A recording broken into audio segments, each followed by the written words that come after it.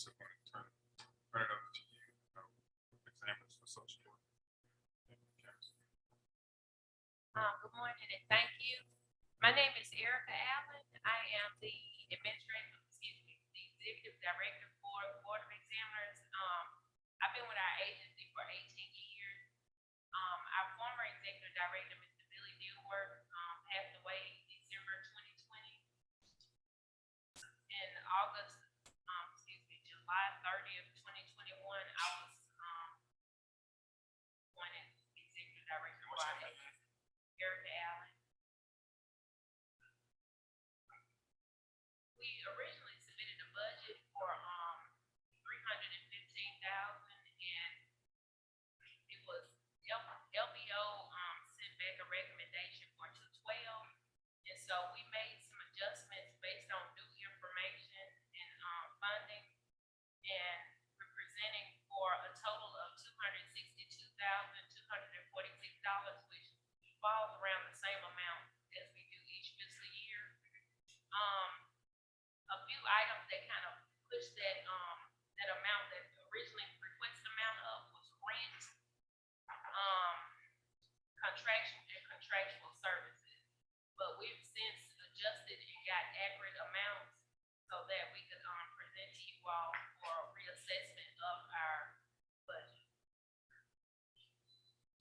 The amount for rent decreased because we are staying in our current space at the same rate for 2 years, so we don't need an increase there. Also, and I have it broken down, Schedule B and D2, which are the two areas where we made the adjustments in. For Schedule B, contractual services, our other amount for fees, professional and other services decreased tremendously because we were attempting to request that additional amount for an investigator, but we've decided that we could probably cut our costs if we incorporate those job duties into one of our full-time positions. So right now, State Personnel Board is doing SEC Square, where they're readjusting and reclassifying all positions. And so our administrative assistant 3 position, we're looking at incorporating investigations into that position, and then having them do the reclassification for that position.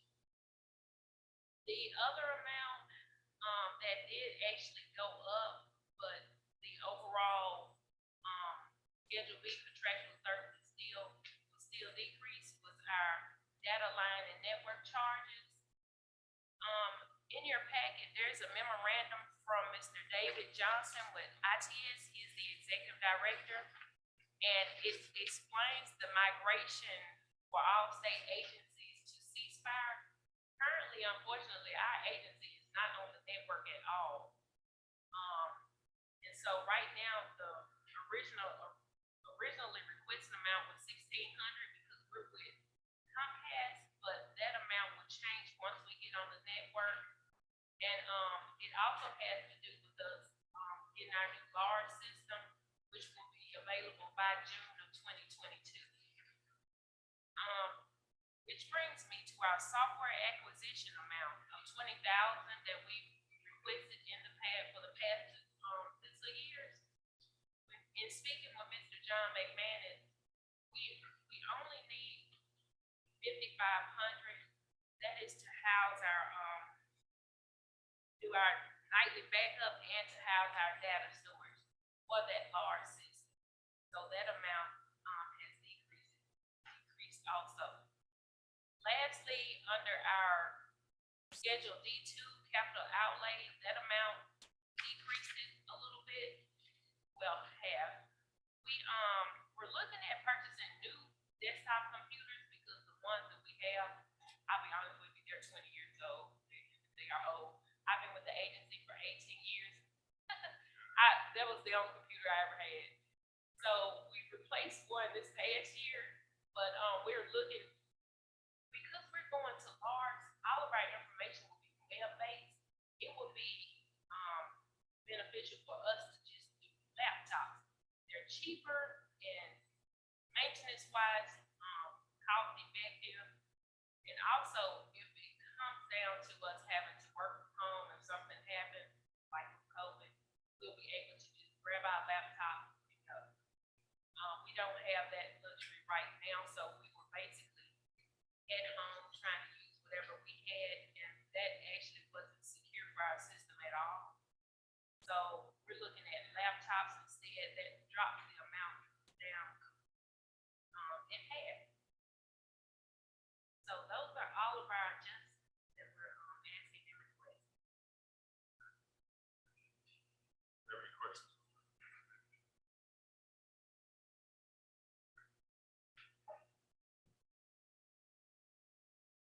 Just one, Mr. Chairman.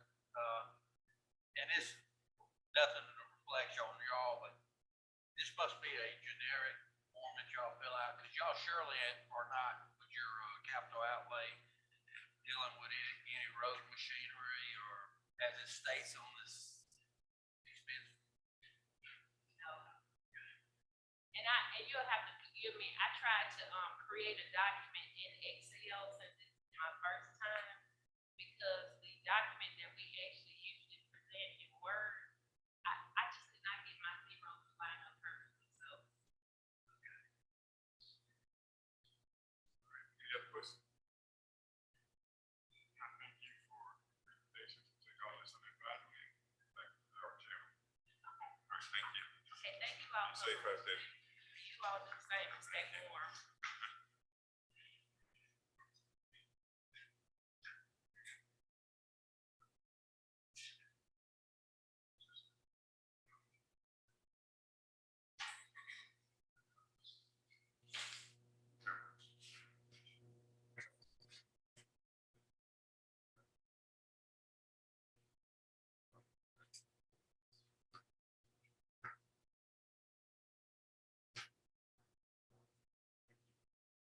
Is the board of nursing here?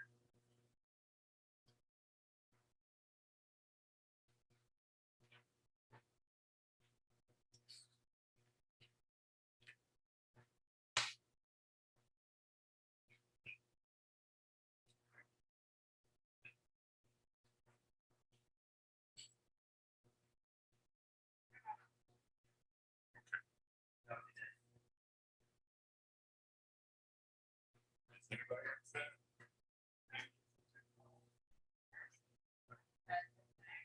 Yeah, just nursing. Oh, wow.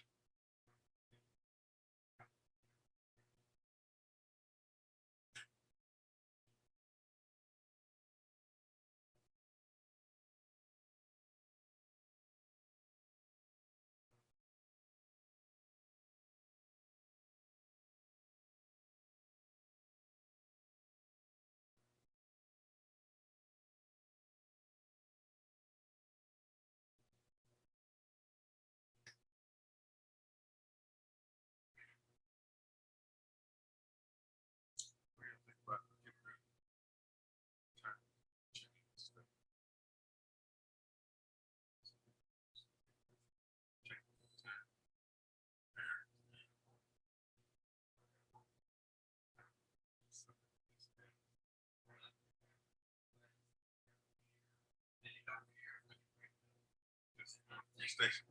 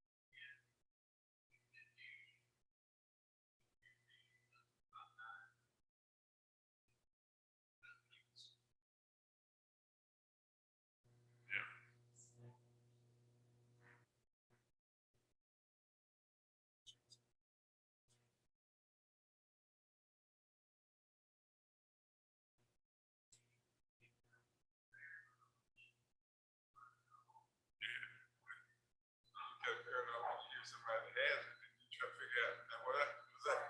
You're aware. I try to remember last time I was at church.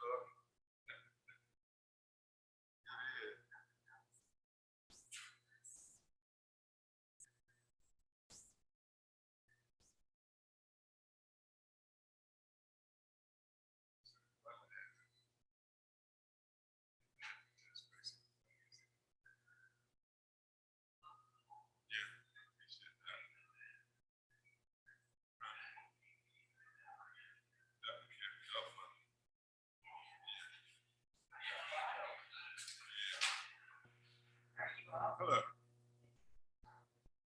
Is this new? Yes. All right.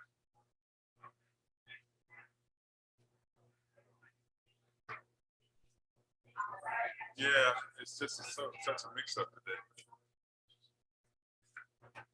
Good. Yeah. No.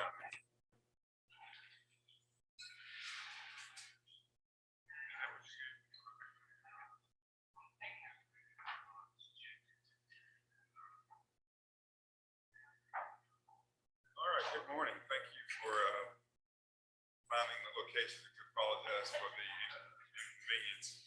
I've been running from room to room myself trying to find the meeting. So the door's open. Good morning. First of all, let me take this opportunity to say, thank you for all each and every one of you do. We've all experienced challenges on COVID. It's 1 or 2 years. So the one nurse is not unlike any other agency, and you know, so I really appreciate all that you do and all that you've done for the safety. We're here today to present our budget request for FY '23, and I want to give you a slight overview of what we've done. It will be brief. As you know, we are the largest regulatory agency in the state of Mississippi. We are responsible for monitoring over 75,000 licensees. Last check, we had 78 licenses that we're responsible for.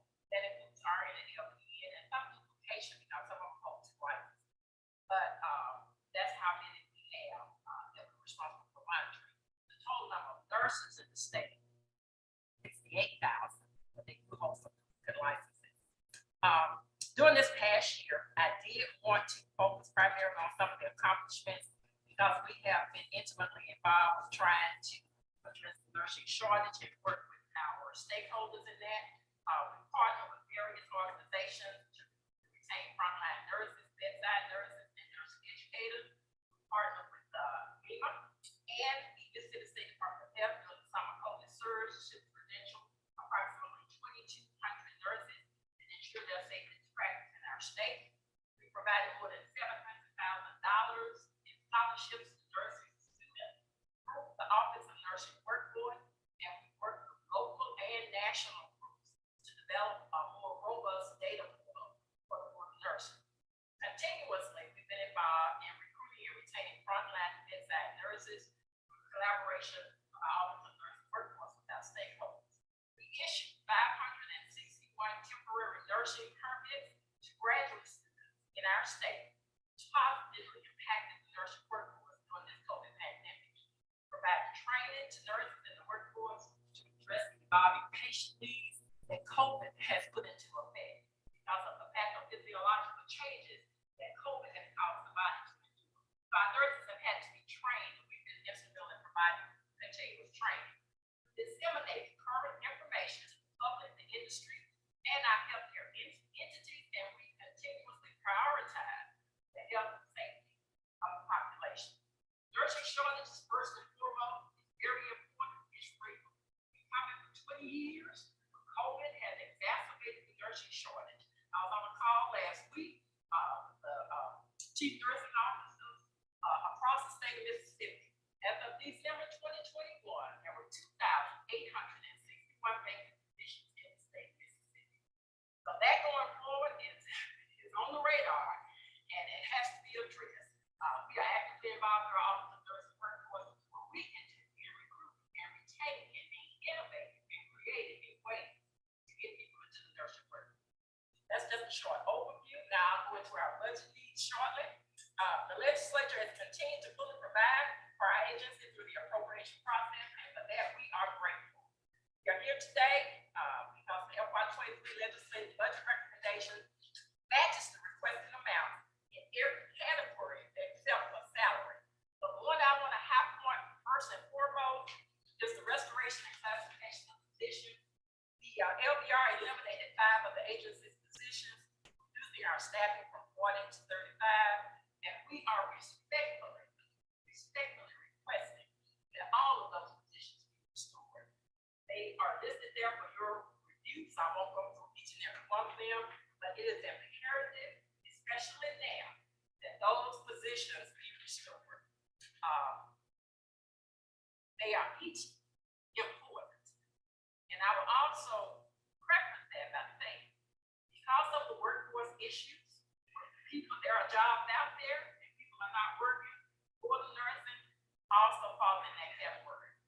Recently, I'm losing my general counsel in wood nursing for 15 years, Red Johnson Mack, has accepted a position in the private sector. There is no way I can compete with what she was offered to retain her in the wood nursing. And so that's what we're seeing. People with those higher skills and in the corporate workforce, there are opportunities out there. So it's very imperative that we maintain those positions that we have and look at the salary increases, which I'll talk briefly about. I also want to bring to your attention that we've come before this committee for the past 2 years to request a court report. And we are back again to request a court report again for our agency.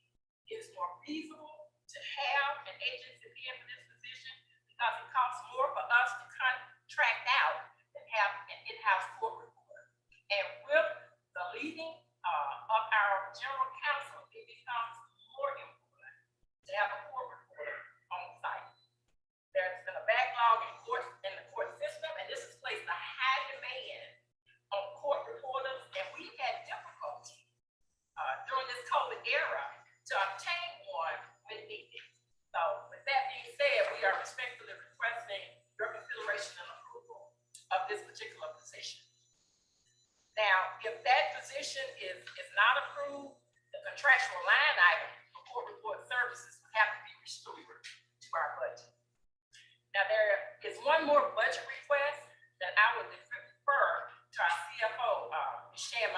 is here with me today to discuss. And I did want to know, that we also have our Director of Practice Education, Dr. Seymour, in the room with us as well, which you all legislated that, particular entity to us a couple of years ago. So if it's okay, Chairman.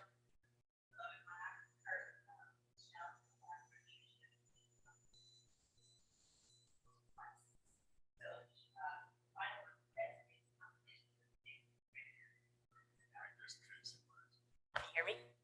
Okay, so the final request is the compensation for our executive director. Ms. Johnson is a registered nurse and a family nurse practitioner, and this spring she'll be conferred as a doctor, Dr. Phyllis Johnson. So we'll be addressing her that. We're proud of her for that. Ms. Johnson's leadership skill has been highlighted over these last couple of years during COVID, and we wanted to bring that to your attention as well. Because our board of directors for the last 2.5 years has requested an increase for Ms. Johnson. That increase is $50,000 plus range. While I know that sounds like a high number on the surface, it actually would only bring Ms. Johnson in line with some of the other regulatory directors in the state. We've requested this for about 2.5 years now. I know SCB is going through a lot of changes. Nursing is going through a lot of changes when it comes to salary. So we're requesting the increase of that salary be really considered this year. We have it in our budget, and the salary compensation that we carry out.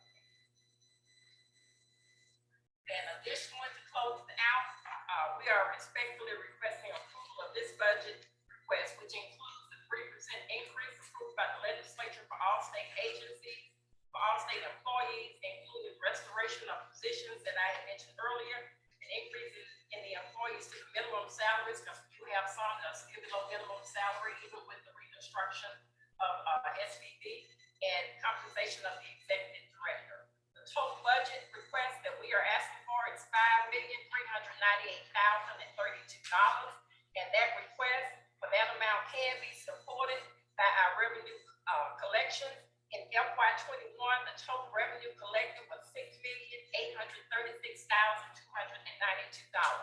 We have the sufficient funds and revenues to support this budget request. And with that, I will defer for questions.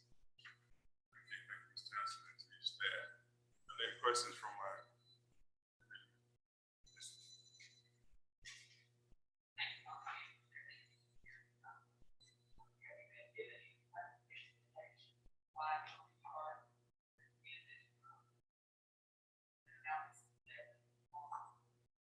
For those positions that are minimum.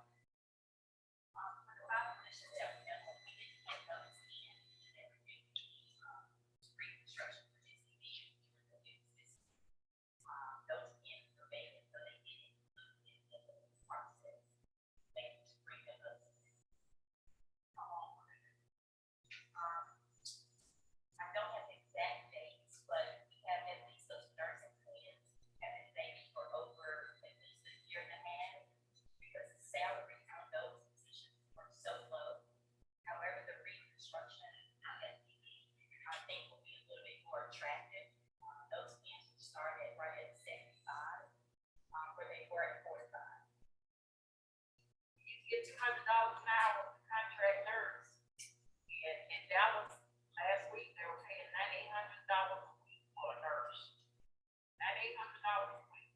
So the salaries are just too low. We have been recruiting, actively recruiting. We've gotten some in, but you want the best qualified, and some of those people they qualify for that position. So Also, that the attorney, one year is one of those, that salary increase, savings, and HEO, that those positions also be behind the salary.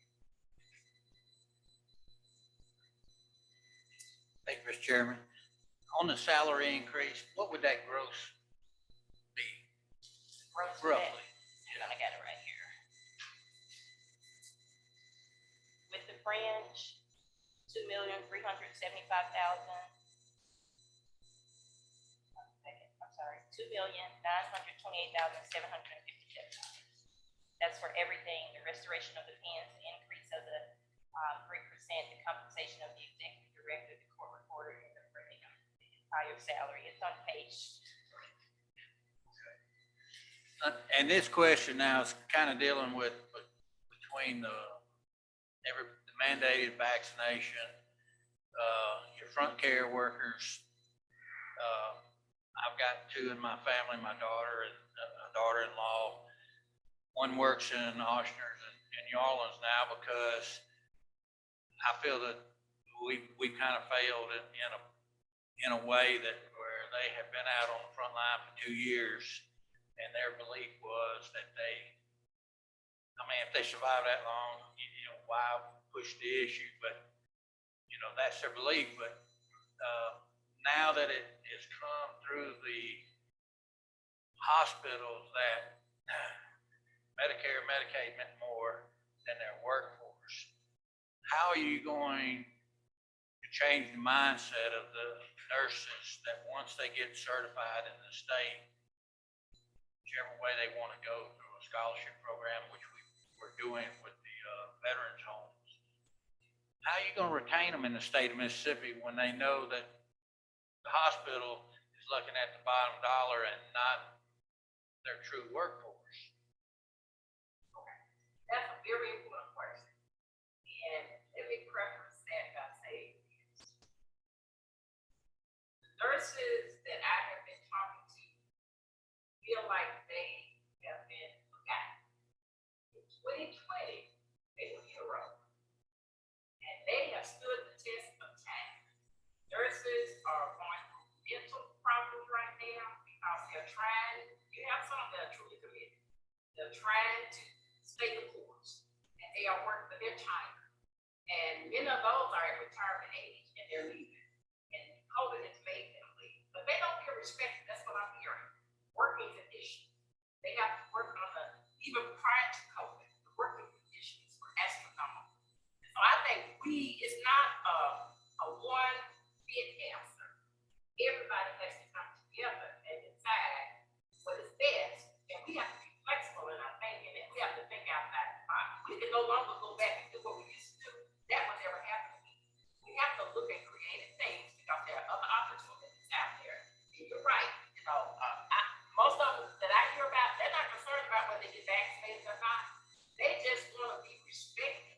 They want to be appreciated. They want to be compensated for what they do. And they feel like they've been slapped in the face right now. One told me I feel like I've been kicked in the gut, and I'm still trying to take care. Because one thing that COVID has shown, you don't have a nurse and to take care of you, you're in trouble.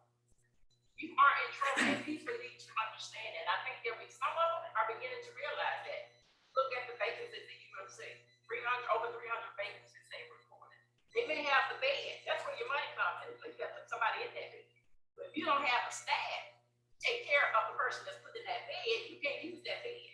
So some of our hospitals are going to suffer from that unless we do something collectively. That's the educators, from the nurse educators on down. Nurse educators are leaving because you pay them $50,000 a year in the state of Mississippi. They're signing up a contract agents, making $200, $300 an hour, and I can't follow them because they have to survive. They need to live. And these are the opportunities, and they can make $300,000 on a 6-month contract and not work for 6 months. That's true.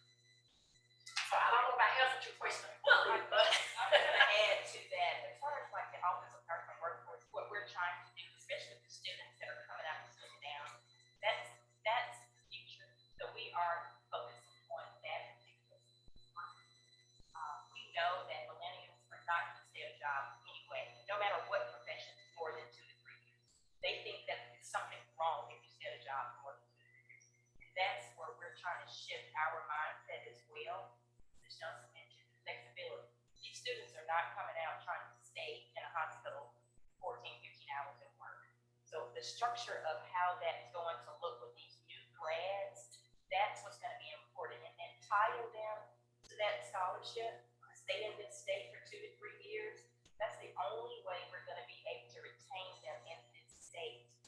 And if there's other opportunities to retain them at the job level, I think jobs are going to have to start offering those scholarships and those stipends to keep them there for another 2 to 3 years. They're going to have to be creative at the job level as well. It is a very different workforce than when we were growing up. There was always a loyalty to whether it be a hospital or to a job, a company, the young people today kind of see the writing on the wall and they say, show me the money.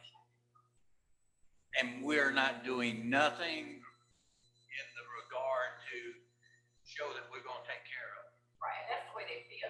And I do think a lot of them say, just be flexible.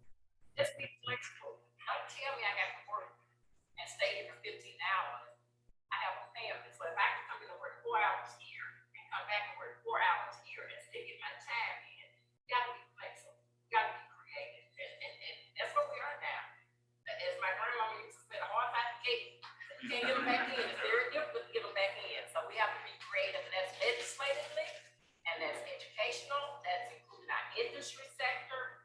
All of us have to work together, and the regulatory entities. Well, I think I can. Mentorship program coming for you.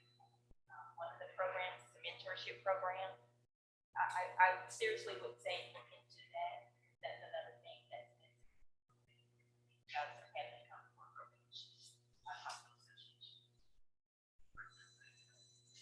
There were times to look at nursing the different light it's now because of the pandemic, and in terms of respecting nurses, as many of us do. I have 4 daughters, and all of them nurses. The first point of respect is to respect this position in terms of Ms. Johnson. You know, we need to respect that position and fund it appropriately. So I'm hoping that the state legislature can get a hold of that and do what it needs to do.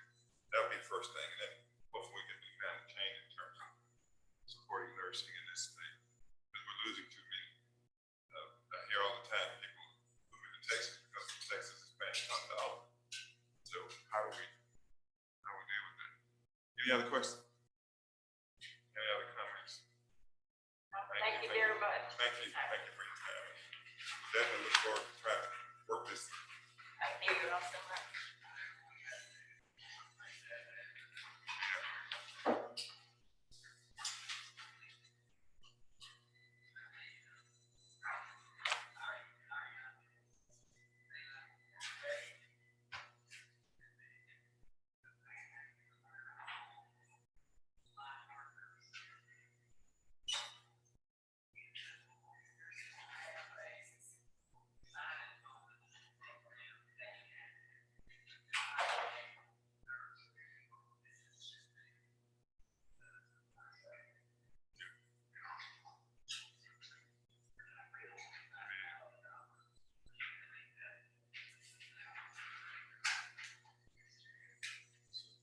Medical Licensure.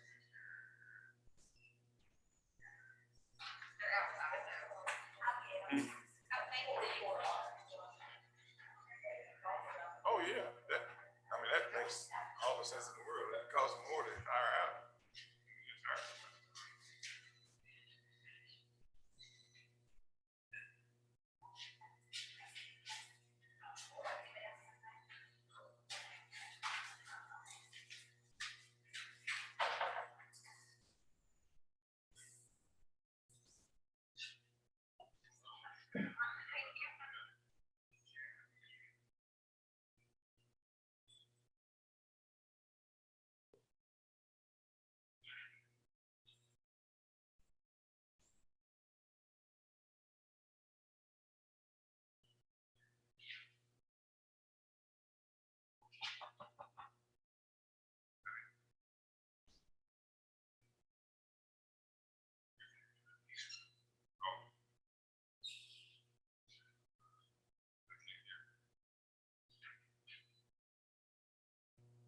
Can y'all hear me? Yes. Are you ready for me? Why not? Yes. Go ahead. Okay. I apologize if I went out of turn in any way.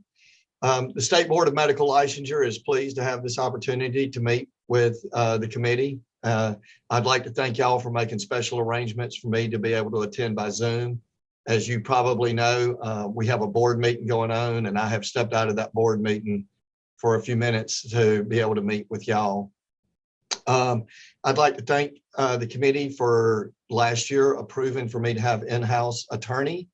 That has gone very, very well. We've been able to reduce our contractual expenses significantly by having an in-house attorney. And we anticipate being able to completely wind that down over the next year or so and have a completely in-house legal staff at some point. The increases in the budget request for the medical board really revolve around salaries. And so a total increase of 357,000 plus a little bit is requested over the LBR recommendations. If you want to break that down a little bit, we can look at the funding needed to complete the SEC 2 3% raises. That's $23,328. We asked that the PINs be restored for 4 positions that were withdrawn from LBR and appropriately funded. That's $175,153. And then there were 4 positions that were not withdrawn, but were not funded by LBR, and we're asking for that money to be restored. And that's $158,748. So we have had some open positions. That's a multifactorial issue, with some of it being the amount of money that we have been able to offer in the past and maintaining employees in those positions when other agencies, other city positions, people are able to offer more money. In addition to that, with the SEC 2 changes coming, we have delayed filling some positions until we could accommodate those changes in with the offer to try to fill those positions. Especially in IT and licensing areas, but also investigating. It's just been very tough during this time to maintain employees in these positions. So we look forward to working with the Mississippi State Personnel Board and filling these positions. And at this time, I would just ask that the legislature fully fund all of our positions. I'll be glad to answer any questions y'all have. Thank you. Appreciate your testimony.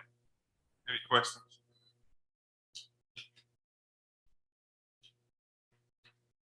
Any other comments? Go ahead. I have one question. I'm not sure.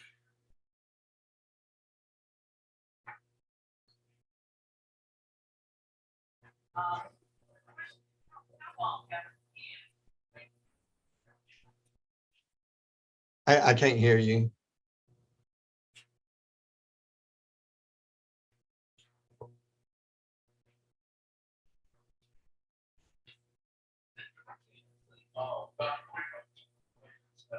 Why put yourself deputy for the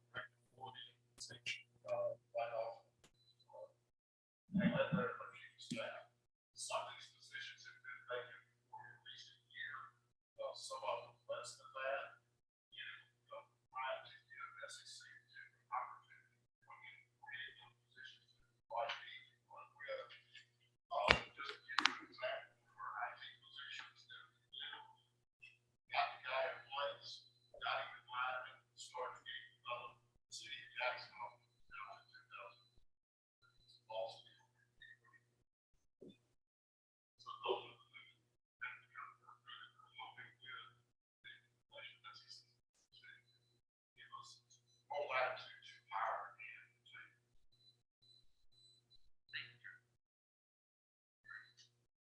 Any other questions?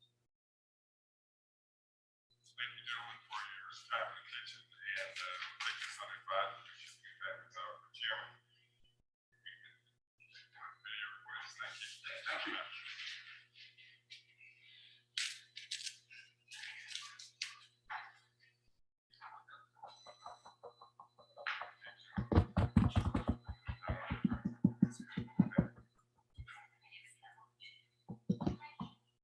I think it, can you hear me? Testing. You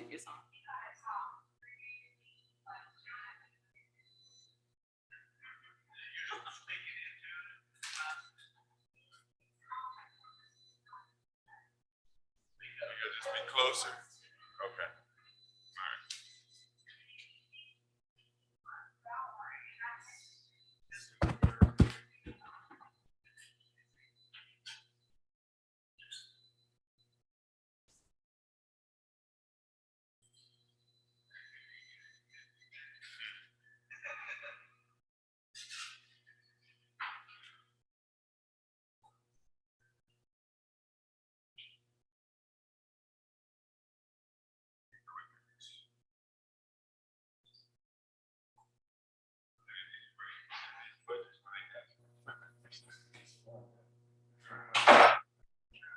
alternative, so. Like, should find.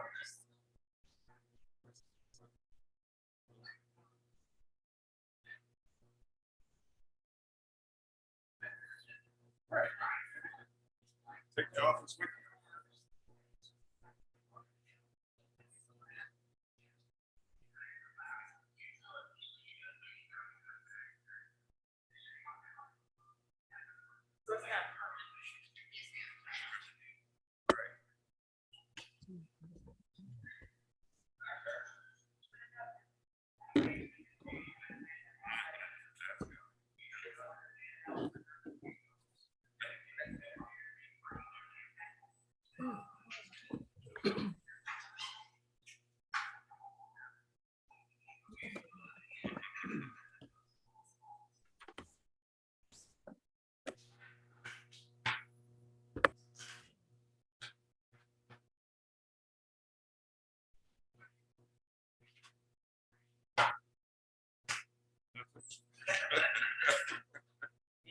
Yeah.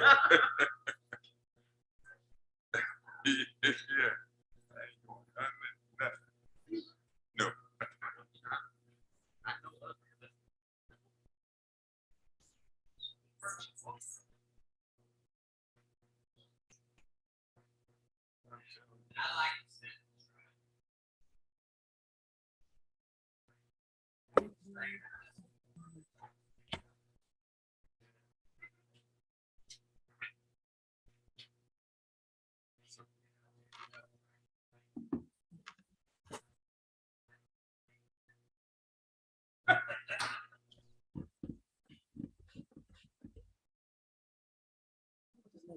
Black squirrel.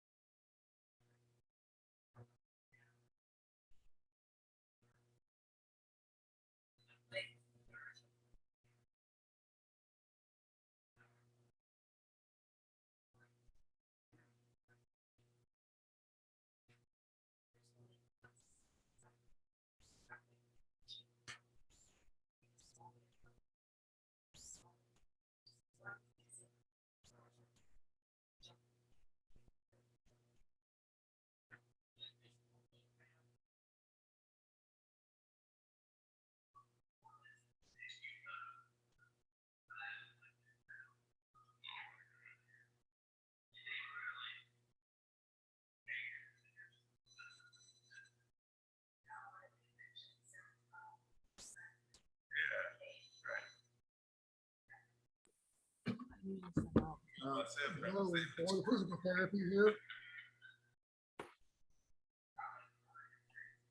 Stephanie, can you hear now? We can barely hear you. Okay, they haven't. Okay. Oh, nice. What happened? She did.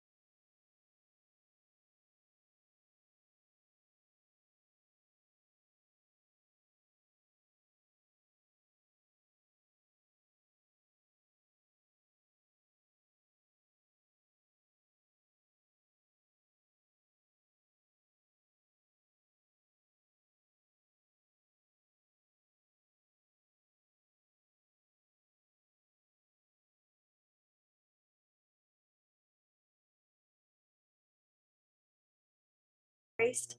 The other thing that they're asking for is that their licensing agent was vacant at the time that the surveys were all done.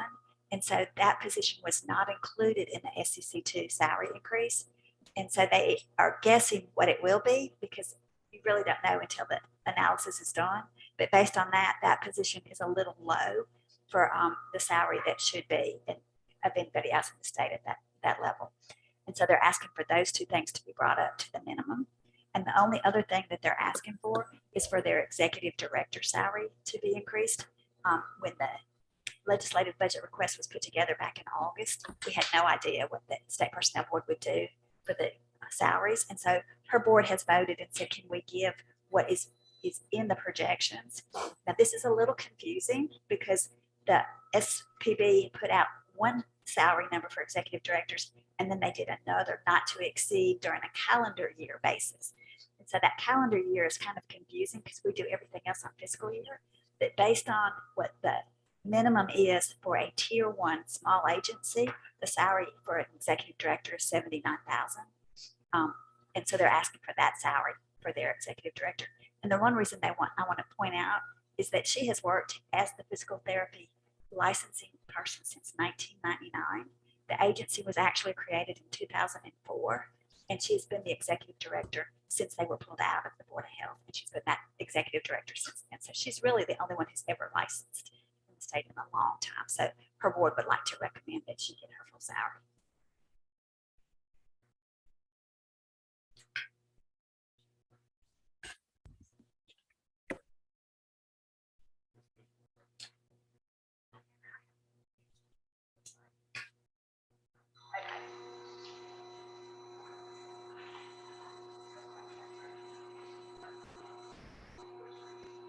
Okay. Well, the salary increase that you mentioned, is it factored into your request? It is affected into the request, But it's not reflected on that. not in the LBR, Oh. no. This additional information. So, yeah, the additional information, the current salaries and fringe are about $180,000. To increase the investigator would be $3,792. To increase that licensing agent would take another $1,700. And then to increase the director salary would be about $17,000. And so once you add back our per diems and all of the extra changes, the total salary request is $213,741.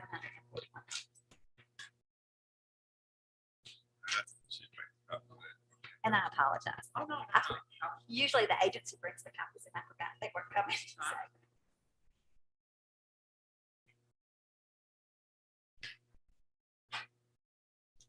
I can also tell you they have plenty of money to cover any of this. Their revenue and their cash balances are sufficient. The agency, yes.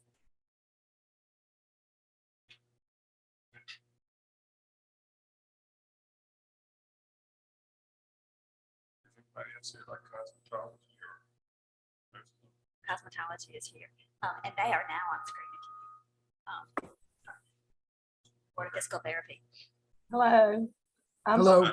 I'm Stephanie Boyette. I'm the executive director, and with me is Doug Roll. He is the board chairman, and we have a new board member with us. This is Jenny Bryant. She's the PTA member, and sorry we couldn't attend in person. We're holding our quarterly board meeting right now, but we wanted to be on Zoom in case y'all had any questions.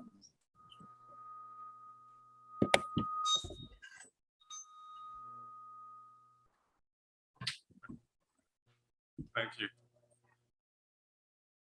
Can you hear us? Barely. Barely, okay. Okay. Well, thank you. You've been very well represented here already. All the pertinent issues have been touched upon, and we have the additional information that we need in order to look at your request. I want to thank you for getting on Zoom. We apologize for the technical difficulties that we're experiencing, but that's what happens when you try to use these technologies. Yes, sir. But like I said, you've been very well represented. We have the information that we need. Just thank you for all your hard work. Well, thank you. Thank And you. thanks for the consideration. Yes, sir. Thank you. Bye-bye. Bye-bye.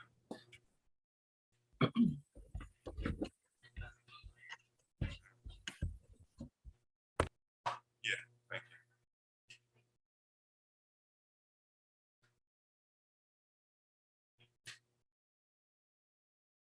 Cosmetology and Board of Home Nursing. Nursing Home Administrator.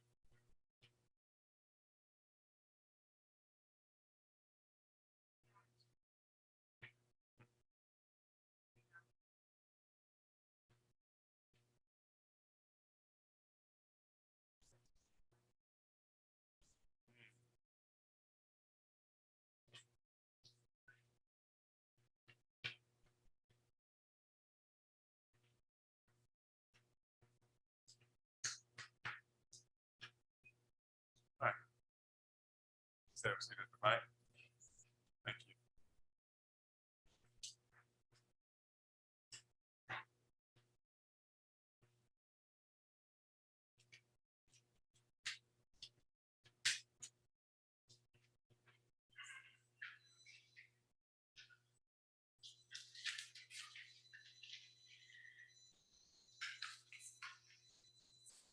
Thank you, Stacy. We have about 4 minutes to complete 2 other agencies, so the floor is open to you.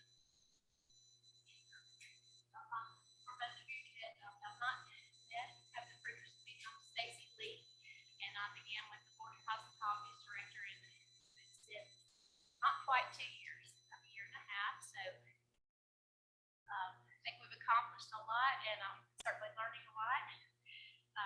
But we just coming together today with our budget expert for our agency is Denise DeRossi. So she and I will be partnering on this, our request today. First, I would just want the director to get to the first page, which is just a summary of what we have been doing. Just an overview, and I will follow this just so I don't leave anything out. But and then prior to discussing our budgetary needs and specifics here, we want to just draw attention and mention some of the things that we've accomplished this past year and a half.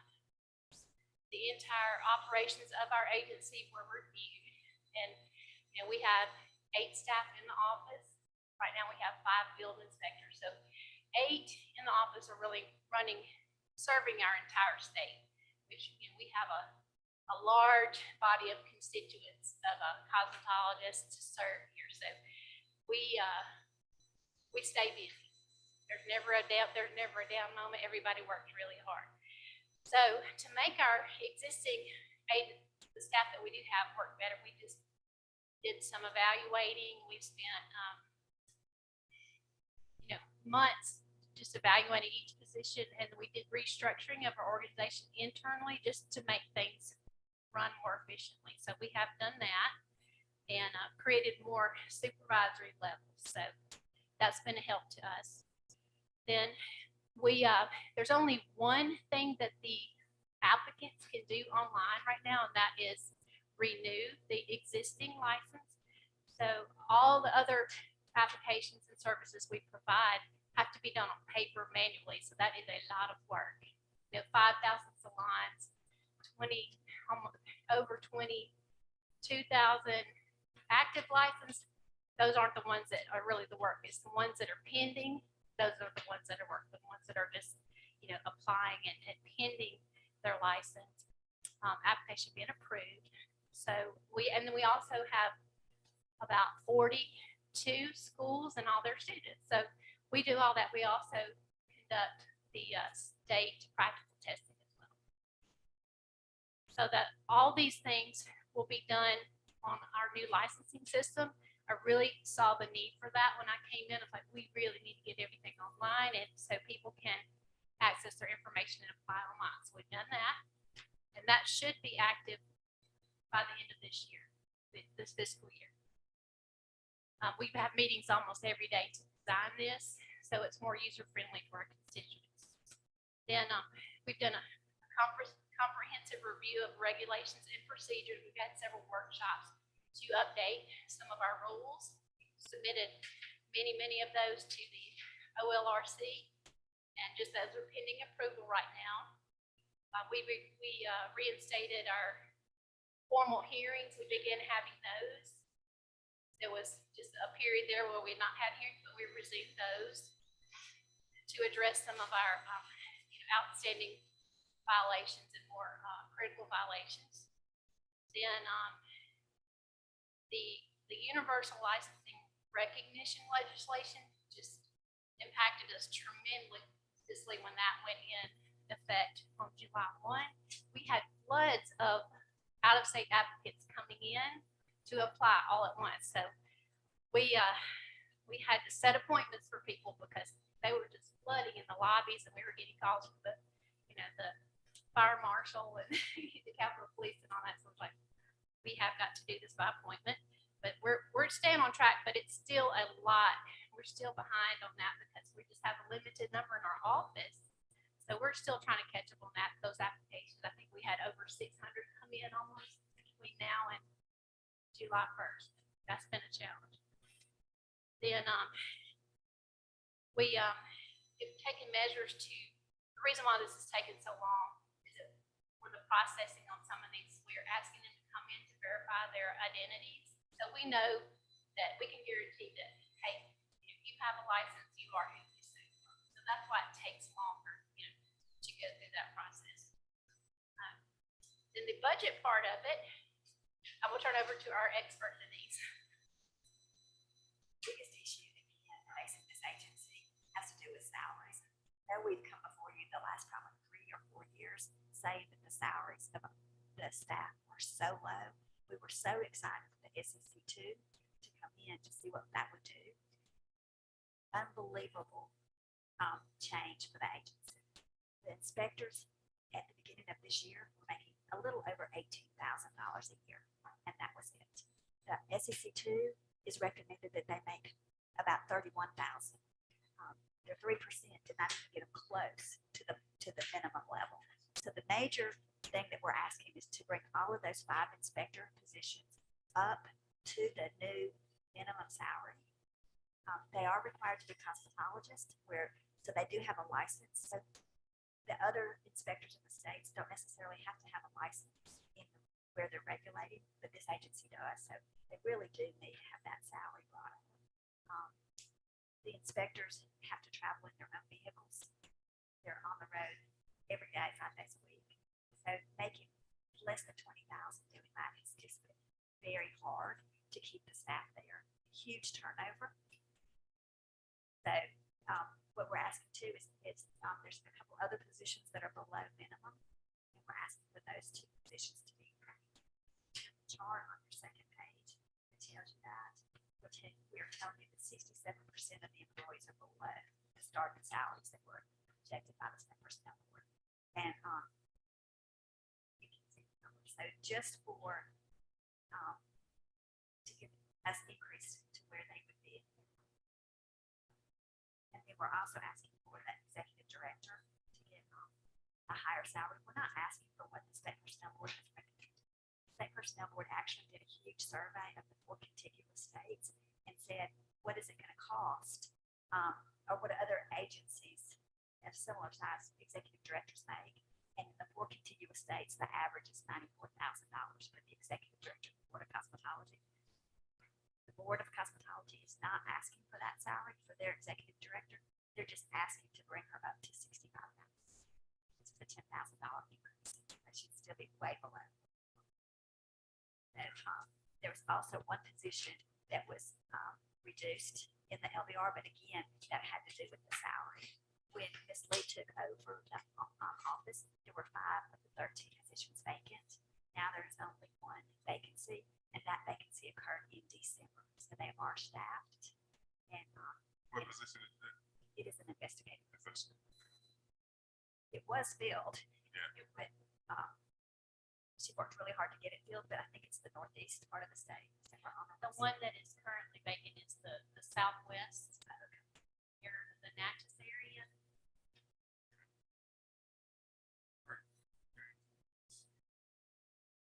I know you're in a hurry, so we just. Any questions from the committee?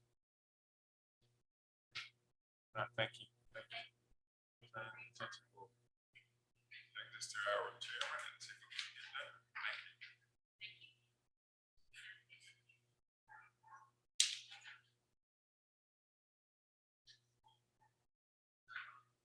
Nursing home administrators. Okay.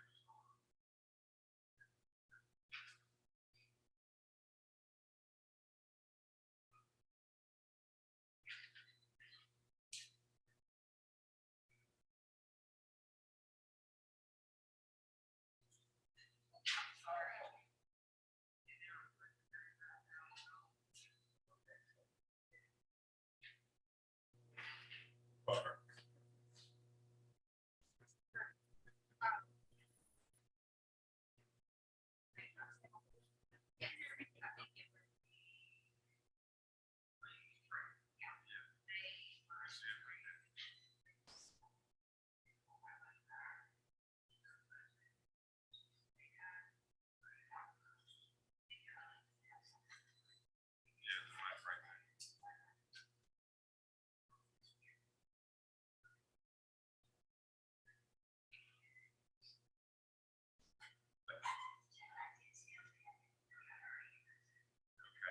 Thank you.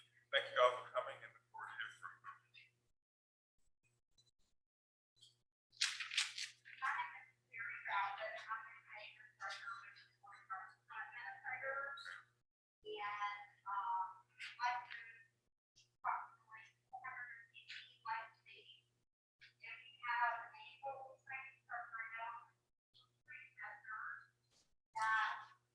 We have about 80 preceptors annually that we license, and that's one of our biggest income other than our license. We do continuing education. We have 7 board members that meet quarterly. And so that's a little bit of an overview of the board. I know y'all are in a hurry, so I won't waste your time. And this is Mark Odom, our chairman of the board. And then Denise Watson, I'm sorry, to handles our account. Yeah, good morning, by the way. Real quick, before Denise gets into the budget, a little bit deeper, the budget request. One thing we want to point out that the board members would like to request is for Ms. Carrie Rowden, who's been to the board since 2004, is for an annual salary increase. She's currently at $56,400. We're requesting for that to go to $60,000. And Denise she's done a phenomenal job. She's been very dedicated with the board since 2004. I'll let Denise explain a little bit more where we came up.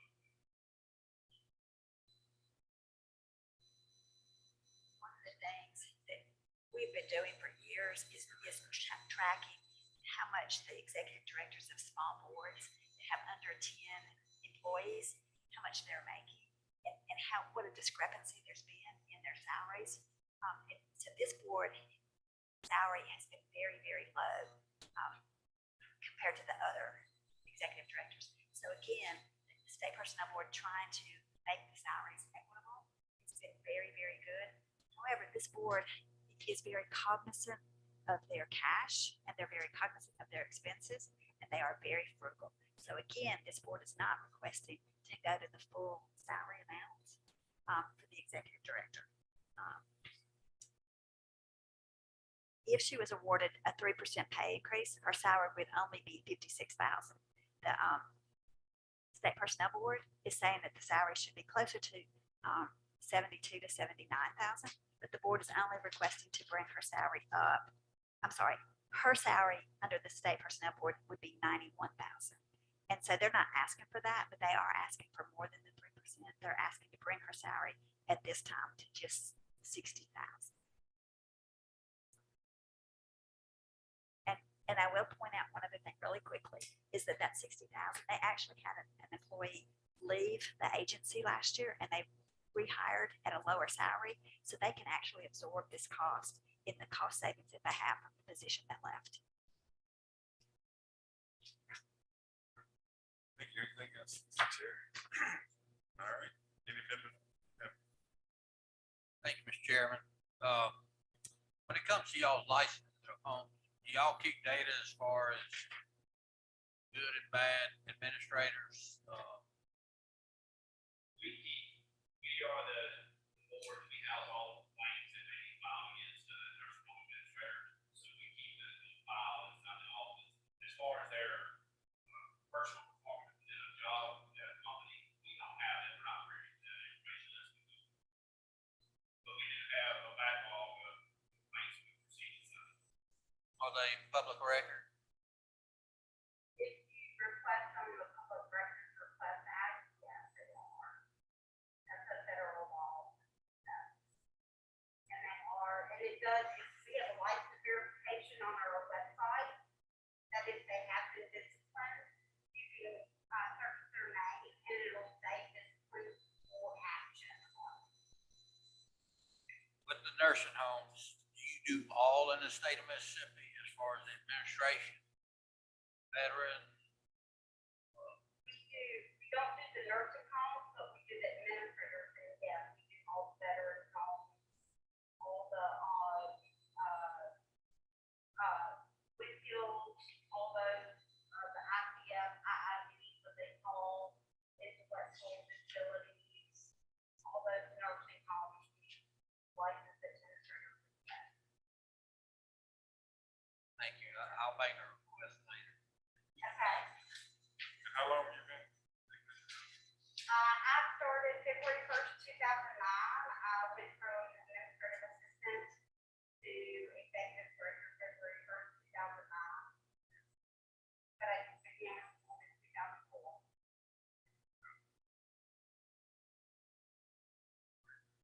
Thank you. Any other questions? If not, thank you for coming and take your Thank you so much. mention this part. Thank you. Chair will entertain a motion. Thank you. Is it lunchtime? It is. Thank y'all.